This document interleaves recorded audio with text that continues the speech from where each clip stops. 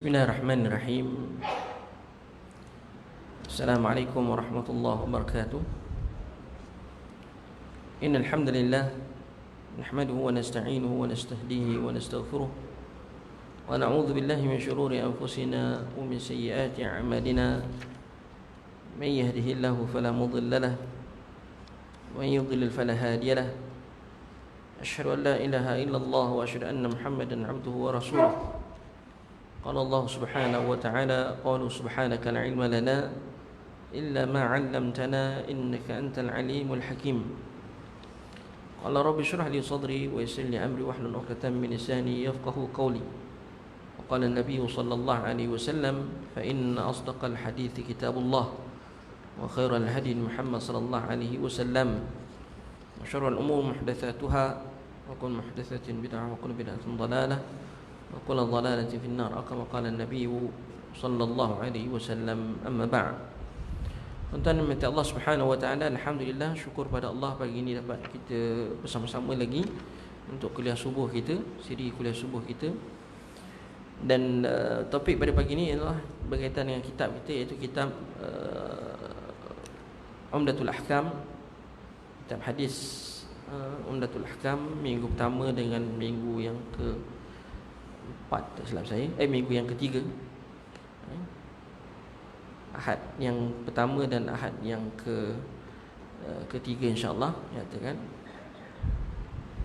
Kita akan ambil kitab kitab sambungan kitab Umdatul Ahkam. Kita telah sampai hadis bilangan yang tak silap saya bilangan yang ke-300. Dan kitab yang kita akan bincangkan, topik yang bincangkan pada pagi ini ialah kitab Al-Wasiyah, kitab Al-Wasaya. Alhamdulillah, dengan macam Allah Subhanahu wa taala, bila sebut wasiat ni tuan-tuan, wasiat ini daripada segi asal maknanya tuan-tuan macam Allah, kita sebut dalam bahasa Melayu pun adalah dipanggil wasiat. Kita berwasiat, itu wasiat dalam bahasa Melayu pun dipanggil wasiah dalam bahasa Arab, wasiah juga dalam bahasa Melayu, dan digunakan makna yang hampir sama dengan dalam bahasa Arab. Cuma dalam bahasa Arab bila sebut wasiat ni, dia boleh maksud macam Allah Subhanahu wa taala ialah kita kata maksudnya beri nasihat. Wasiat ni boleh juga maksudnya beri nasihat. Adapun daripada segi syariat, daripada segi syarak, dia kata ahdun khasun bitasarruf bil mal, satu janji khusus untuk urusan berkaitan dengan harta. Bila sebut wasiat ni berkaitan dengan harta lah, atau tabarru', ataupun urusan berkaitan dengan tabarru'at, ataupun kita kata urusan sedekah harta kita, berkaitan dengan harta kita selepas mati. Maknanya ketahuilah bahawa wasiat itu, kalau kita lihat, Ustaz, apa beza hadiah ataupun hibah, wasiat, dan satu lagi dia panggil, kita kata pusaka. Hibah dilaksanakan sebelum mati, dan pemberiannya dilakukan juga sebelum mati. Maknanya pemberian hak milik, tukar semua, itu komplit, itu dipanggil hibah. Adapun wasiat, dilakukan pembahagian itu, pemberian itu sebelum mati, tetapi pelaksanaan pemilikan itu dilakukan selepas mati. Adapun faraid ataupun pusaka dilakukan semuanya selepas kematian. Itu beza di antara hibah, wasiat, dan juga kita kata faraid ataupun warisan atau waris, nyatakan itu al-waratha, berkaitan dengan faraid macam Allah Subhanahu wa taala. Wasiat ni macam Allah Subhanahu wa taala adalah satu perkara yang penting juga dalam syarak. Ada asal-asal wasiat ini adalah dihukumkan wajib pada awalnya. Disebut dalam ayat Quran surah Al-Baqarah, kutiba alaikum idza hadara ahadakumul maut kutiba alaikum idza hadara ahadakumul maut in taraka khairanil wasiyah. Diwajibkan ke atas kamu apabila seorang tu nak mati, maka hendaklah menulis wasiat. Sebaik-baik wasiat. Jadi itu asal wajib menyatakan. Tapi telah bila dah ada faraid apa semua, maka dia dah tak jadi wajib dah menyatakan.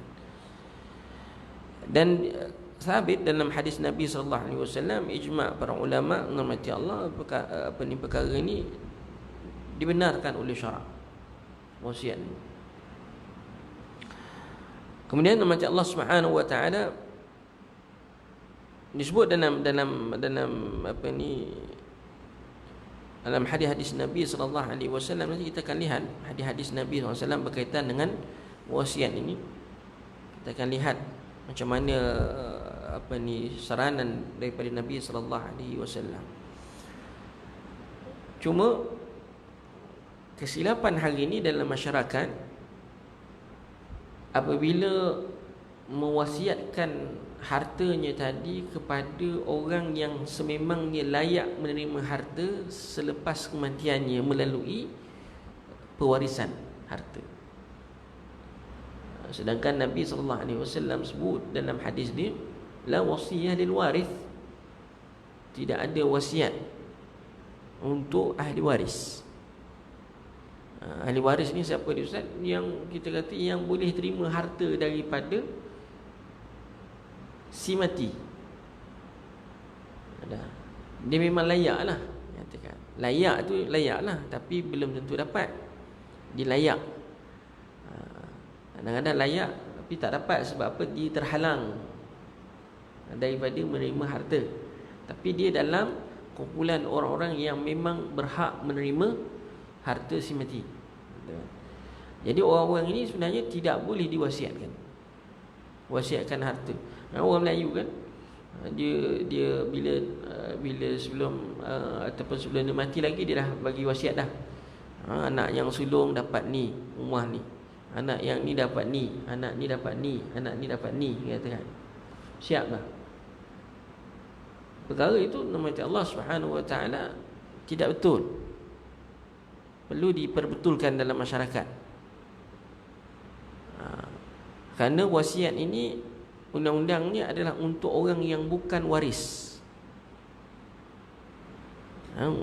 Contohnya kita kata anak angkat, anak angkat, ataupun kita kata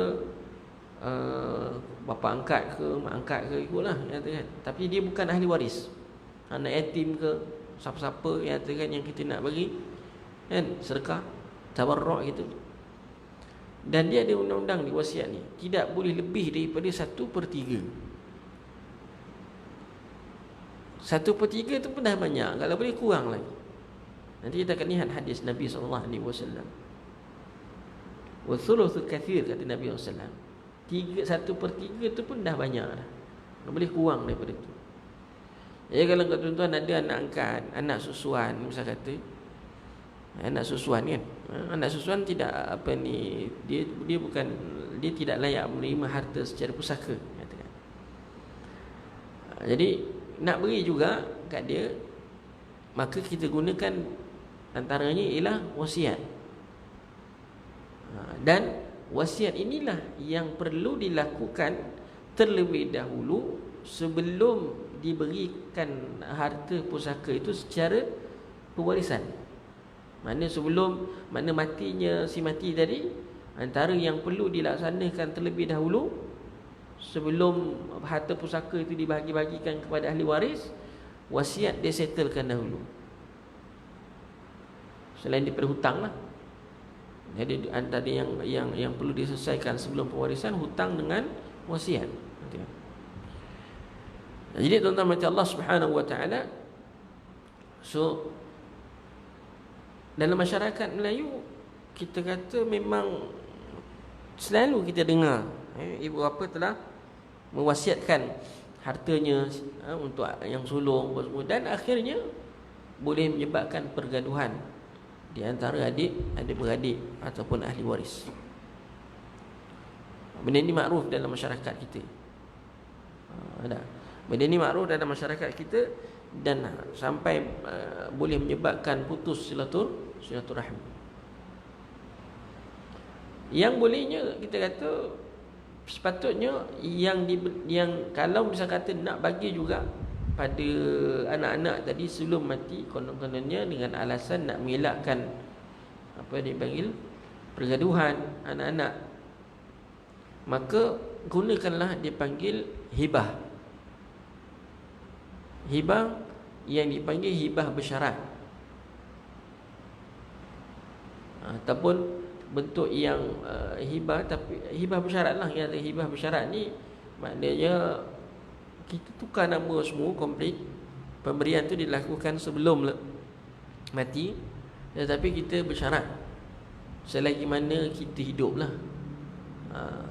Maknanya rumah tu tak boleh dijual ke, rumah tu tak boleh disian-sian, hasilnya masih kita boleh dapat lagi sebagai bapa, sebagai isteri, sebagai sebagai ibu ke apa ke. Dipanggil hibah bersyarat katakan. Ataupun kalau dipanggil hibah al-umrah, maknanya hibah itu dia akan dapat tapi setelah matilah. Setelah mati katakan. Hibah dia dah selesai dah semua tu katakan. Dia dah, pemberian tu dah berlaku dah, apa ni, tukaran tu semua dah. Tapi dia punya dipanggil bersyarat lah. Dia ada hibah bersyarat katakan. Kalau tak nak lah kita kata bergaduh anak-anaknya tu, buatlah hibah bersyarat. Bukan wasiat. Bukan wasiat. Cuma yang selalu saya bangkitkan ialah bila dah hibah bersyarat, hibah ni kadang-kadang dah hibah pun semua ustaz, saya ni dihalau daripada rumah. Macam kata bapaknya pula, mak bapaknya dihalau daripada rumah. Ada jenis anak yang derhaka ni katakan. Anak yang tak diuntung ni katakan. Mana halau ibu bapanya keluar daripada rumah. Tak sedar diuntung katakan. Mana dihalau keluar daripada rumah. Jadi kita kata dalam konteks ini normatif Allah Subhanahu Wa Taala sebagai bapa yang telah memberikan hadiah tersebut, harus jika berlaku keadaannya gitu dari segi syarak, boleh ibu bapanya, boleh bapanya mengambil kembali hadiah tersebut. Dia boleh apa kita kata batalkan pemberian hadiah tersebut. Ini kuasa bapa lah katakan dah. Sebab hukum asal tak boleh. Kita hadiah ni dah bagi, tak boleh ambil balik. Dia dalam hadis Nabi SAW, Nabi kata apa? Orang yang mengambil semula hadiah yang telah diberi ibarat menjilat muntah. Ibarat apa ni, macam anjing menjilat muntah sendiri katakan. Maka macam Allah, kecuali bapa kepada anak. Ada dalam hadis Nabi SAW. Kecuali bapa kepada anak. Pemberian bapa kepada anak. Bapa boleh ambil balik. Ibu tak disebut dalam hadis, tapi bapa je boleh.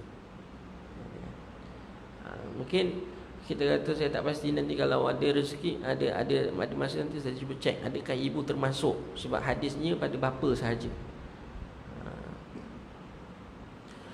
Kemudian tuan-tuan mati Allah Subhanahu Wa Taala, bila kita kata dalam bab wasiat ini, kita lihat hadis yang pertama kita. An Abdullah bin Umar radhiyallahu anhuma anna Rasulullah sallallahu alaihi wasallam qala ma haqqu imri'in muslim lahu shay'un yusi bihi yabitu laylatan aw laylatayn إلا ووصيته مكتوبة عنده. زاد المسلم قال ابن عمر فوالله ما مرت علي ليلة منذ سمعت رسول الله صلى الله عليه وسلم يقول ذلك إلا وعندي وصيتي. Abdullah bin Umar radhiyallahu anhu menuturkan bahawa Rasulullah SAW bersabda, tidak sepantasnya bagi seorang Muslim yang memiliki harta yang hendak diwasiatkan dan sisa hidupnya tinggal semalam ataupun 2 malam, melainkan wasiatnya sudah tertulis di sisinya. Imam Muslim menambahkan lagi bahawa Ibnu Umar mengatakan, demi Allah, semenjak Rasulullah SAW bersabda demikian itu, maka tidaklah malam berlalu kecuali wasiatku telah ada di sisiku. Maknanya kita kata di sini rahmati Allah, awal-awal seperti mana saya kata tadi, awal-awal Islam, kita kata apa ni, mana kewajipan itu ada kewajipan. Tetapi kemudiannya rahmati Allah Subhanahu wa taala, berkaitan dengan harta dah ada faraid, maka dia tidaklah menjadi satu kewajipan sebab dah ada faraid. Walau bagaimana sekalipun rahmati Allah Subhanahu wa taala, setengah ulama masih lagi membahagikan wasiat itu ada yang harus dan ada yang wajib. Contoh yang wajib ialah mereka sebut wal wajib fil huquqil wajibah, fi huquqil wajibah, katakan. Mana yang wajib itu ialah pada hak-hak yang wajib. Hak-hak yang wajib contohnya apa? Macam kita ada istilahnya macam apa? Puasa ganti, kan? Puasa ganti yang belum kita laksanakan, zakat yang belum kita bayar, hutang yang belum kita bayar. Benda tu wasiat jadi wajib. Kenapa Ustaz? Sebab bayaran tu wajib. Apa hukum kita qada puasa wajib? Wajib. Apa hukum kita bayar zakat? Wajib. Apa hukum kita bayar hutang? Wajib kita bayar. Katakan. Maka mana yatimul wajib illa bihi fa huwa wajib. Katakan. Mana kita kata apa maka dengan itu wasiat itu pun jadi kita kata satu kewajipan untuk kita tulis, katakan, ataupun untuk kita maklumkan. Itu yang terbaiklah, katakan. Ada. Wallahu a'lam. Ini berkaitan dengan kewajipan. Adapun harta, dia tidak maknanya harta kita kalau tak ada kaitan dengan hutang apa semua, macam zakat apa semua, maka untuk pewarisan harta itu hukumnya adalah sunat, mustahab pun. Kenapa jadi mustahab? Ustaz tak wajib kan? Ayat tadi dah dalam nas tadi kutiba, diwajibkan, kerana apabila turunnya apa ayat berkaitan dengan faraid, maka kewajipan tadi telah dimansuhkan daripada sudut harta itu. Tapi yang lain, kalau dia bergantung kepada apa yang kewajipan sesuatu perkara itu. Kalau wajib, maka wajiblah. Wallahu a'lam. Ini pandangan ulama. Jadi tuan-tuan Allah, kita kata ayat hadis ini tuan-tuan Allah Subhanahu wa taala sebaik-baiknya lah, katakan disebut, katakan Nabi dalam hadis ini Nabi sallallahu alaihi wasallam menyarankan kita menulis wasiat tersebut normatif Allah Subhanahu wa taala. Maknanya sama ada kita kata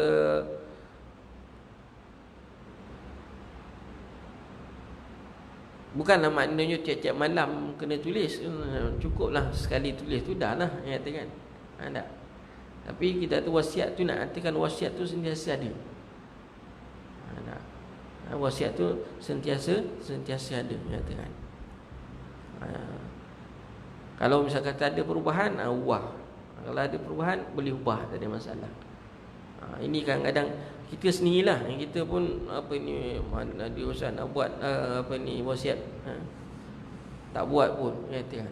Tapi kalau kita mampu buat, katakan, maka yang terbaiknya kita buatlah, katakan. Kita buat, katakan. Itu yang terbaiklah, katakan. Berkaitan dengan harta, kalau kita ni banyak harta, nama Allah nak bagi pada orang, betul dia wasiat. Kalau ada perubahan boleh ubah, tak ada masalah. Bukanlah kata tak benda tak wasiat tak boleh ubah, tak. Tak boleh ubah, tak boleh ubah, tak ada masalah. Sekarang ni orang nak buat wasiat je, dia pergi dekat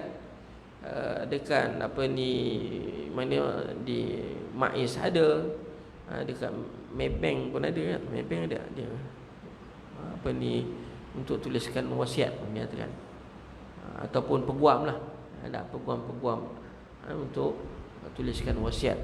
Wasiat tersebut bukan kepada ahli waris. Wasiat tersebut untuk orang yang bukan ahli waris, yang nilainya tidak boleh lebih daripada 1/3, kurang daripada itu. Wallahu a'lam. Jadi tuan-tuan mati Allah Subhanahu wa taala, maka Nabi sallallahu alaihi wasallam telah menasihatkan untuk kita menulis wasiat tersebut, sama ada kita kata apa ni, berkaitan dengan harta ataupun berkaitan dengan hak-hak yang lain. Hak-hak yang lain, hutang ataupun kita kata puasa qada ke, ataupun zakat ke, ataupun sebagainya. Yang kita boleh ambil daripada hadis ini, yang pertama sekali ialah disyariatkan pensyariatan wasiat itu, dan yang keduanya mati Allah Subhanahu wa taala, bahawa wasiat ini ada dua, satu yang sunat, satu yang wajib. Yang sunat mati Allah Subhanahu wa taala seperti contoh tadilah, harta yang boleh kita wasiatkan untuk orang yang bukan ahli waris katakan.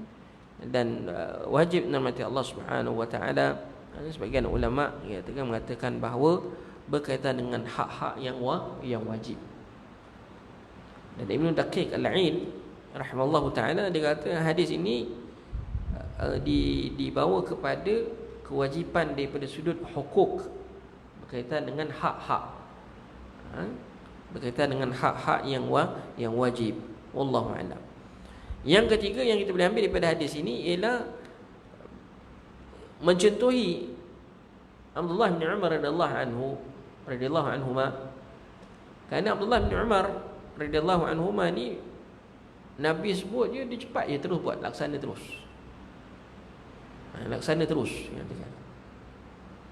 Jadi rahmat Allah Subhanahu wa taala, itulah kita kata jauhnya kita dengan sahabat-sahabat Nabi sallallahu alaihi wasallam. Kalau kita lihat Nabi bercakap je, Umar ni memang diketahui akan segera melaksanakan perintah Nabi sallallahu alaihi wasallam. Dan sehingga Rasulullah sallallahu alaihi wasallam wafat, Ibn Umar radhiyallahu anhuma ni dia obses dengan sunnah Nabi. Boleh kita kata gitulah. Hatta kita kata Nabi, kalau Nabi lalu satu tempat tu, dia Nabi rukuk ataupun Nabi bungkuk sikit badan dia akan buat perkara yang sama.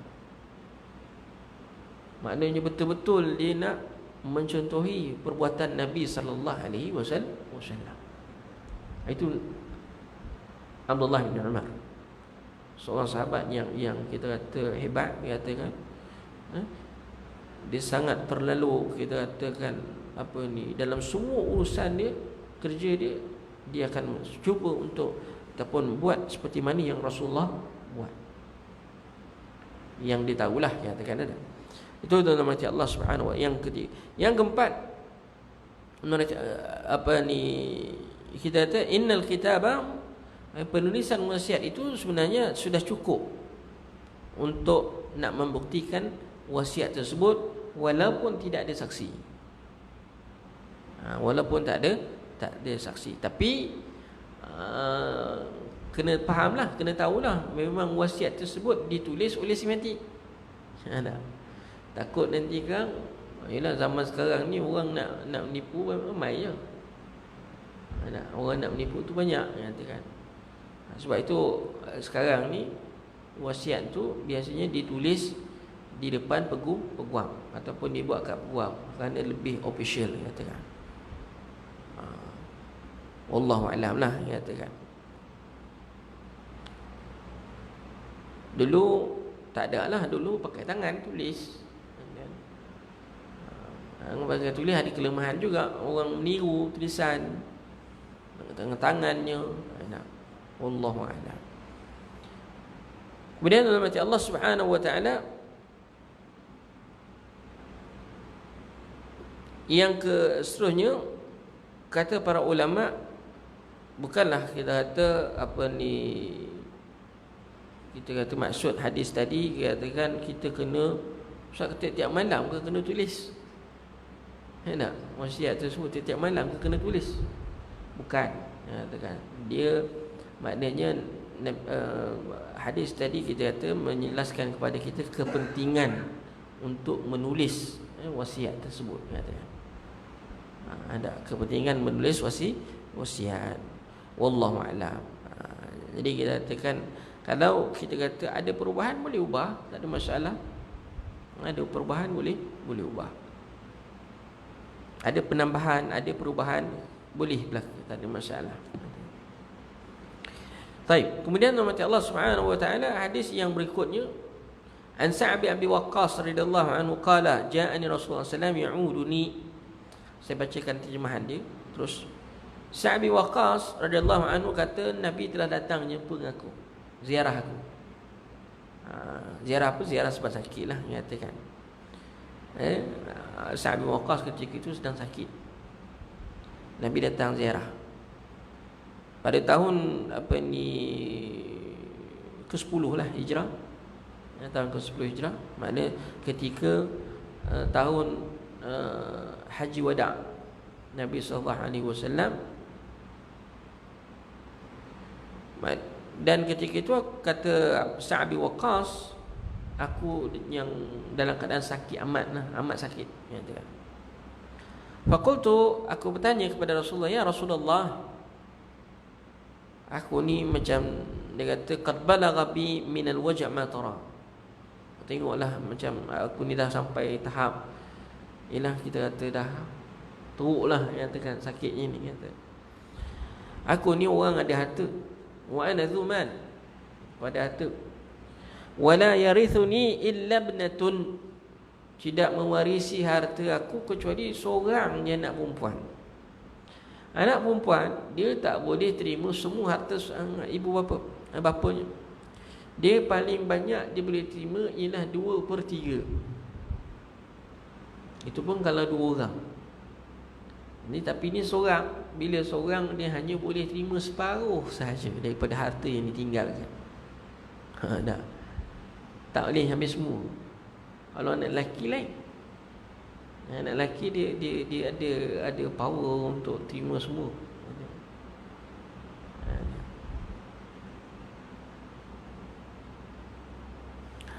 Kemudian nama Allah Subhanahu wa taala, wala yarithuni illa ibnatun afa atasaddaqu bi thulutsai mali. Boleh tak aku nak bersedekah dengan 2/3 harta aku, ya Rasulullah? Mana wasiatlah, nak wasiat untuk sedekah. Qala la, kata Nabi SAW, tak boleh. Qultu fasyatru ya Rasulullah, jana separuh. Kalau separuh boleh tak ya Rasulullah? Separuh daripada harta aku nak sedekahkan. Qala la, tak boleh.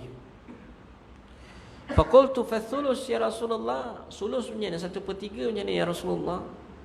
Wathulus kathir, 1/3 ni pun dah banyak. Makna boleh, tapi itu pun dah banyak. Maknanya Nabi arahkan kalau boleh kurang daripada 1/3. Innaka antadhara warathataka aghniya, sesungguhnya kamu kalau meninggalkan anak-anak kamu, ahli keluarga kamu, waris kamu kaya raya, lebih baik daripada kamu tinggalkan mereka dalam keadaan kefakiran, alatan yatakaffafuna 'ala an-nas, duk minta-minta dengan orang. Wa innaka law tunfiqa nafaqatan tabtaghi biha wajha Allah illa ujirta biha hatta ma taj'ala fi imra'atik. Sesungguhnya apa yang kamu infakkan kerana Allah Subhanahu wa taala, kamu akan dapat ganjaran daripada Allah Subhanahu wa taala, sehingga ada apa yang kamu jadikan, mana apa yang kamu letakkan, apa yang kamu masukkan dalam mulut isteri-isteri kamu juga, itu pun dianggap sebagai sedekah, katakan. Itu pun dianggap sebagai, kita kata, ada ganjaran daripada Allah Subhanahu wa taala. Qala faqultu ya Rasulullah, katakan, wahai Rasulullah, ya Rasulullah, ukhallafu ba'da ashabi, katakan, ukhallafu ba'da ashabi, ya Rasulullah, bagaimana jika aku tertinggal dari teman-temanku, katakan. Ma'na ashabi, dia kata, qala innaka lan tukhallafa fata'mal 'amalan tabtaghi bihi wajha Allah illa izdatta bihi darajatan wa raf'ah. Dia kata, tidak, Nabi sabda, tidaklah engkau tertinggal untuk berhijrah kemudian engkau beramal dengan mengharap pertemuan dengan wajah Allah, kecuali darajat dan kedudukanmu akan kembali, akan semakin bertambah. Semoga umurmu panjang sehingga orang Islam boleh mengambil banyak manfaat darimu, dan orang-orang yang musyrik menjadi susah keranamu. Ya Allah, sempurnakanlah hijrah para sahabatku, sesungguhnya engkau buat mereka mundur ke belakang. Akan tetapi yang kasihan adalah Sa'ad bin Khawlah.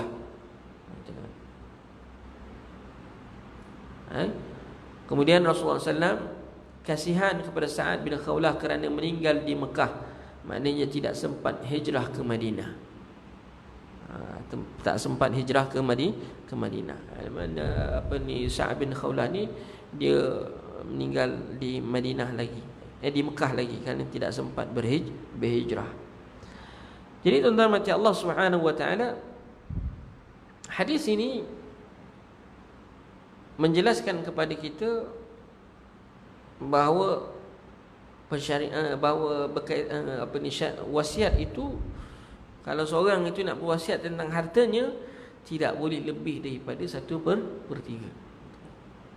Tak boleh lebih daripada 1/3. Dan yang kemudiannya, rahmati Allah, daripada hadis ini juga melihat bahawa besarnya ganjaran orang yang bersedekah itu. Mana Nabi SAW sebut, dia kata, illa ujirta biha, maka mendapat ganjaran daripada Allah Subhanahu wa taala akan sedekah yang dia telah lakukan. Wallahu a'lam. Jadi tuan-tuan mati Allah Subhanahu wa taala, dan yang seterusnya kita kata daripada hadis ini kita dapat ambil mati Allah Subhanahu wa taala. Yang pertama sekali, bagaimana galakan untuk kita menziarahi orang sakit. Ada. Kalau Sa'ad bin Waqqas ni masa dia sakit teruk, mati Allah Subhanahu wa taala, sakit yang teruk yang dia rasa macam nak bawa kepada kematian, dia kata. Maka Nabi pergi ziarah, menunjukkan mati Allah tanggungjawab kita sama Islam untuk menziarahi orang sakit jika tidak ada sebarang masalah untuk kita lah. Ataupun kita bila kita berkelapangan itu, maka mati Allah Subhanahu wa taala seelok-eloknya kita, kalau kawan-kawan dan sebagainya yang sakit, maka seharusnya kita menziarahi mereka. Katakan, paling tidak mati Allah doakan mereka supaya mereka sentiasa sihat, katakan. Dan menjadi kebiasaan Nabi SAW melihat bila sahabatnya tak ada aja, dia akan pergi ziarah. Ada fa'adatun Nabi SAW ka'adatihi fi tafaqqud ashabihi wa muwasati iyahum. Nabi akan lama orang ni lama tak nampak mana, dia akan pergi cari, dia ziarah. Jadi tuan-tuan Allah Subhanahu wa taala katakan, maka dalam hadis ini tuan-tuan mati Allah Subhanahu wa taala, yang kita boleh ambil, pertama sekali sunatnya kita berziarah orang yang sakit. Pergi cari mana orang ni. Selalu nampak kat masjid, selalu nampak kat surau, ni dah tak nampak. Dulu tanya-tanyalah, katakan, ada. Yang kedua, hormati Allah Subhanahu wa taala, harusnya kita memberitahu orang yang sakit ni tentang sakitnya tadi. Bukanlah kita kata bagi tahu ni kau nak mati dah ni. Jangan bagi macam tu. Kalau masa soalan-soalan yang ditanya tadi, ketika kalau perlu kita bila dia mengadu tu, kita cuba positifkan dia. Kita cuba positifkan dia. Jangan kita tambah lagi benda-benda yang negatif kata. Tak. Kemudian umat Allah Subhanahu wa taala, yang ketiganya, seringlah kita untuk mendapatkan fatwa ulama ataupun fatwa orang-orang alim, dan juga seringlah kita untuk mengambil nasihat daripada alim ulama dalam menjalani satu-satu urusan. Yang keempat, hormati Allah Subhanahu wa taala, kita kata harusnya wasiat tadi, dan wasiatnya tadi tidak boleh lebih daripada 1/3, katakan, kepada orang yang bukan ahli waris.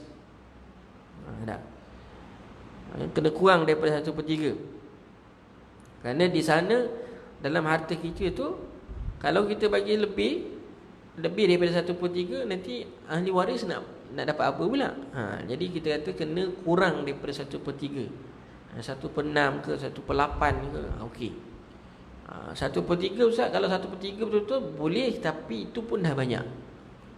Sebab tu Nabi nasihatkan kita, antaritha, atau kamu letakkan antara abna'aka aw auladaka aghniya khair. Dia kata, kamu meninggalkan anak bini kamu ataupun zuriat kamu ataupun ahli waris kamu dalam keadaan kaya lebih baik. Sebab dia adalah orang yang mempunyai qarabah, yang ada hubungan keluarga dengan kamu.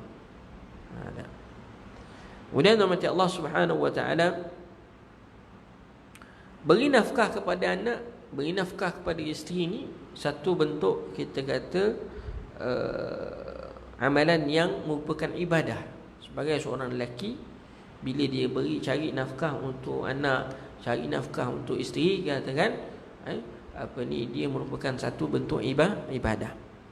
Ibadah yang wajib, mana beri nafkah kepada anak, beri nafkah kepada anak, beri nafkah kepada isteri, satu benda yang ibadah yang kita kata wajib ke atas suami, mencari nafkah, memberi nafkah, katakan.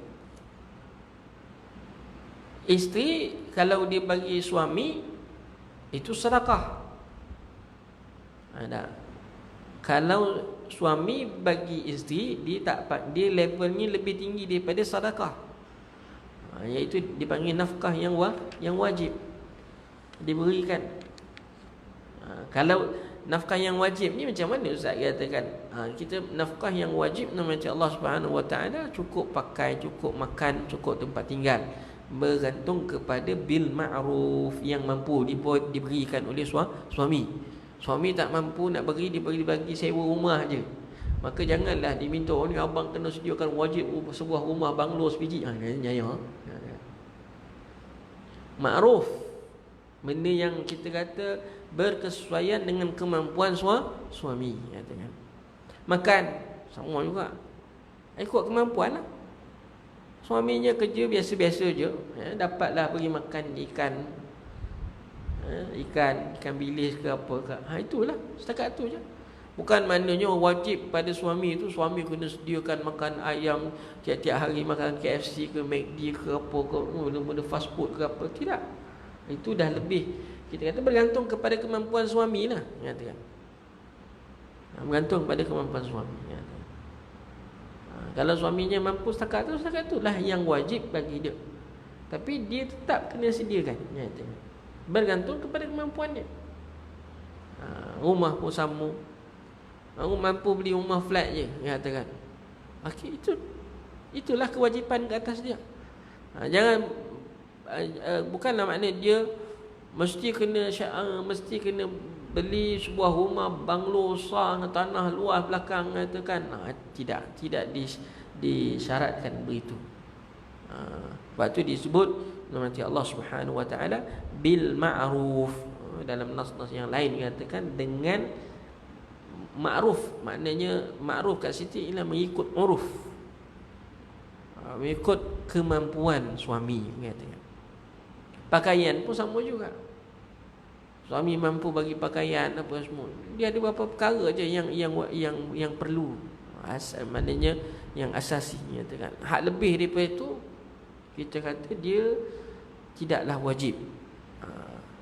Tidaklah wajib, nyatakan. Macam kita katakan melancong setiap tahun, nyatakan. Keluar negara contoh, nyatakan. Adakah benda itu satu kewajipan kata suami? Tidak. Benda itu tidak masuk dalam konteks kewajipan, nyatakan. Tapi benda itu masuk dalam konteks tahsiniyat, maknanya kita katakan benda itu penambah, kita kata benda baiklah, katakan. Apa ni, nak bagi hubungan keluarga apa semua, bagi rapat apa semua, katakan. Ada. Wallahu a'lam. Kemudian mata Allah Subhanahu wa taala yang seterusnya, katakan, disebut juga dalam hadis ini berkaitan dengan hijrah, katakan. Kerana hijrah ini rahmat Allah Subhanahu wa taala, dapat berhijrah kerana Allah Subhanahu wa taala, maka ganjarannya sangat besar. Anna man hajara min baladin liwajhi Allah taala wa li'ila'i kalimatihi fala yarji' ilaha lil iqamah fa in aqamaha bighairi qasdi fala haraj alaihi. Dan juga rahmat Allah, hari ini kita kata hijrah tak ada dah, habis dah. Yang ada hijrah daripada perkara yang maksiat kepada perkara yang baik. Dan kedua, seterusnya hadis ini tentang mukjizatnya Nabi sallallahu alaihi wasallam. Nabi doakan Sa'ad bin Abi Waqqas radhiyallahu anhu diberikan kesihatan. Didoakan. Itu sebab tu kita doa Nabi mustajab. Didoakan Sa'ad bin Waqqas ini sihat daripada penyakitnya, beri manfaat kepada orang ramai. Dan fi'lan, makna betul nama Allah SWT, kita katakan doanya dimustajabkan oleh Allah Subhanahu wa taala. Sa'ad bin Waqqas ni antara sahabat yang umurnya panjang, tak salah saya katakan umurnya panjang, katakan. Sebab Nabi doakan supaya umurnya panjang, beri manfaat kepada orang lain dan sebagainya. Ada. Wallahu a'lam. Jadi kita kata nama Allah Subhanahu wa taala, Sa'ad bin Waqqas ni umurnya panjang sehingga dialah antara orang yang membantu pembukaan berperang dengan kerajaan Furs, kerajaan Parsi, sehingga dapat menjatuhkan kerajaan Parsi, katakan. Wallahu a'lam. Ada. Jadi nama Allah seterusnya katakan annallaha kammala lis-sahabah hijratahum min Makkah ila Madinah بسبب عزمهم الصادق ودعوات النبي صلى الله عليه وسلم المباركات. Maknanya akhirnya kita katakan semua sahabat Nabi sallallahu alaihi wasallam, maknanya yang kita kata yang hidup sempat berhijrah ke Madinah. Maknanya sempatlah mereka dapat berhijrah ke Madinah tadi dengan katakan dengan doa daripada Nabi sallallahu alaihi wasallam. Akhirnya mereka semua dapatlah berhijrah ke Madinah. Maka itu satu kelebihanlah daripada Allah Subhanahu wa taala untuk umat Nabi sallallahu alaihi wasallam ataupun untuk para sahabat Nabi sallallahu alaihi wasallam. Jadi itu tuan-tuan Allah Subhanahu wa taala yang sempat kita ucapkan semua part. Ada satu part tu saya cuma ingin huraikan sikit je. Hatta ma taj'ala fi imra'atik, sehingga apa yang kamu suapkan dekat mulut isteri kamu tu pun dianggap satu ibadah, satu nafkah, katakan. Maknanya ada ganjaran daripada Allah Subhanahu. Imam An-Nawawi rahimahullah taala, tak silap saya, dia menyatakan bahawa maksud hadis ni boleh pada dua, sama ada secara realiti ataupun secara retorik. Realiti maknanya memang kita suapkan makanan tu pada suami, pada isteri, katakan. Mana menyuap makanan tu kita kata adalah satu perkara yang baik, katakan, pada isteri ke, suap makanan pada isteri. Ini tak suap isteri masa bila suap makan kat isteri je, masa nikah je sekali je, tu je last. Tak pernah ada buat lepas tu, kan? Itulah pertama dan terakhir, kan? Jadi tuan-tuan mati Allah, itu secara realnya kita katakan hakikatnya lafaz zahir hadis tadi ialah memang kita menyuapkan, ya katakan. Hatta maknanya kalau kita suapkan pada isteri juga, itu dianggap sebagai satu benda yang baik, katakan. Tetapi pandangan yang satu lagi dipanggil retorik. Dia kata retorik pula, iaitu maksudnya mati Allah yang bukan zahir lafaz, bukan yang zahir lafaz yang ada, tetapi lebih kepada nafkah umum yang kita berikan kepada isteri. Dan mungkin boleh merujuk kepada dua-dua. Wallahu a'lam. Wallahu a'lam. Jadi tuan-tuan mati Allah, insya-Allah kita jumpa lagi pada masa akan datang untuk kita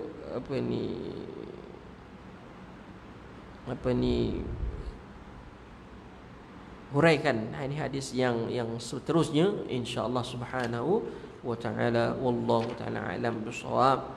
Mari kita doa pada Allah subhanahu wa ta'ala. Bismillahirrahmanirrahim. Allahumma ja'alna hadha jam'an marhuma wa tafarruqana min ba'di tafarruqan ma'suma. Allahumma inna nas'aluka ilman nafi'a wa 'amalan mutaqabbala wa rizqan tayyiba wa husna ibadatik. Allahumma a'inna 'ala dhikrika wa syukrika wa husni ibadatik. Rabbana atina fid dunya hasanah wa fil akhirati hasanah wa qina adzaban nar. Wa sallallahu ala Muhammad wa ala alihi wa sahbihi wa baraka wa sallam. Walhamdulillahi rabbil alamin. Subhanakallahumma bihamdika asyhadu an la ilaha illa anta wa astaghfiruka wa atubu ilaik. Assalamualaikum warahmatullahi wabarakatuh.